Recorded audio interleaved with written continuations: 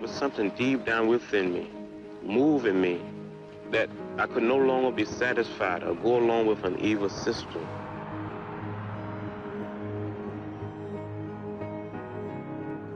Life was extremely dangerous when we were growing up.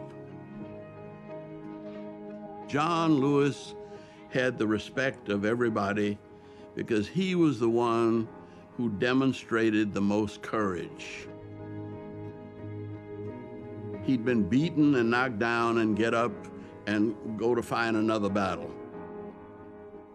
John was focused on ending voter suppression, and it wasn't that he was a great orator, it's that he was a great spirit. The power of spirituality and humility, and the willingness to suffer rather than to inflict suffering.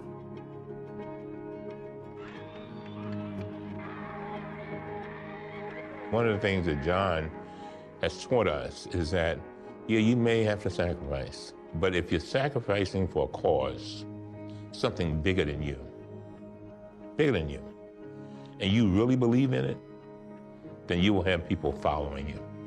If we do not get meaningful legislation out of this Congress, we will march through the South, through the streets of Jackson, through the streets of Danville, through the streets of Cambridge, through the streets of Birmingham.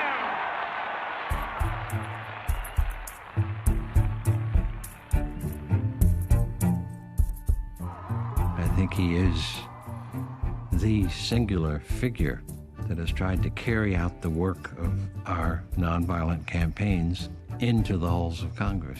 From day one, John Lewis was a role model for the members of Congress, whether they were freshmen or here a long time, because he brought with him a kind of heft, a weightiness of purpose. I got arrested a few times during the 60s. 40 times. And since I've been in Congress, another 5 times. The means by which we struggle must be consistent with the end we seek.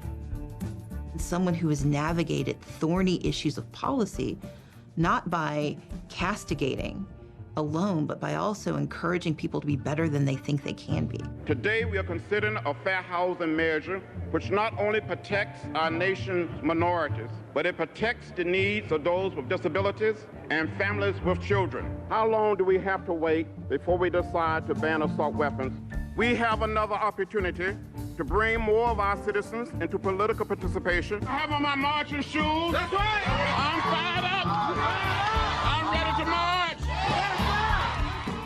And all of these decades later, while he and others of his generation achieved much, we're still fighting against police brutality and fighting for our voting rights. And so we best honor him by continuing to fight the good fights that he fought, by staying in good trouble.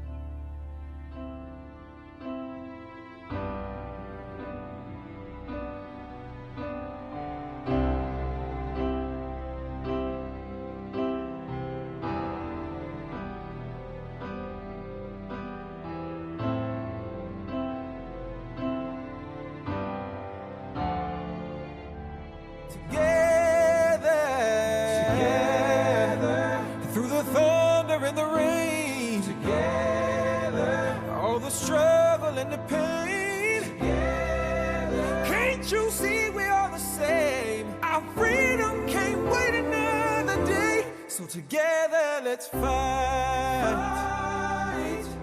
Fight for what's right.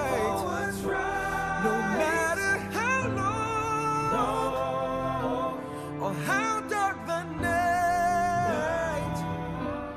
We will create a beloved community. We will redeem the soul of America. As a nation and as a people, we will get there. Climb to the mountain top, and one day